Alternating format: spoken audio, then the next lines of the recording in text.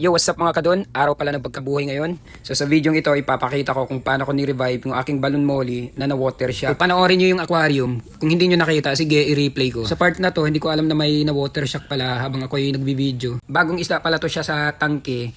At yung dahilan ng pag-water shock niya, kasi earlier, habang ina-acclimate ko siya sa isang lalagyan, napuno to ng tubig galing sa waterfalls. Kaya biglang nag-drop. Patuloy pa rin yung pagbibideo ni Don. Hindi ko alam na may deads na pala. So i-fast forward ko lang para makita nyo kung gaano katagal bago ko napansin na may deads na isda na pala.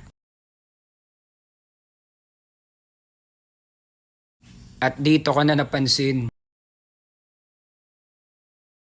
So kung ano man ang posibleng dahilan ng pagkamatay nila, ilagay nyo agad sa isang maliit na lalagyan tapos bigyan nyo ng CPR. Light pressure lang gamit yung daliri sa may bandang tiyan kung saan malapit yung puso nila. Ituloy-tuloy nyo lang hanggang sa maramdaman nyo na unti-unti na silang gumagalaw. Medyo tumagal-tagal pala yung pag-CPR ko hanggang sa malobat na yung cellphone ko sa kaka-video.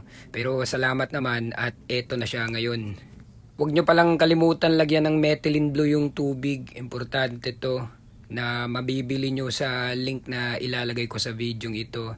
So kung sakaling namatayan kayo, try nyo lang yung method na ito.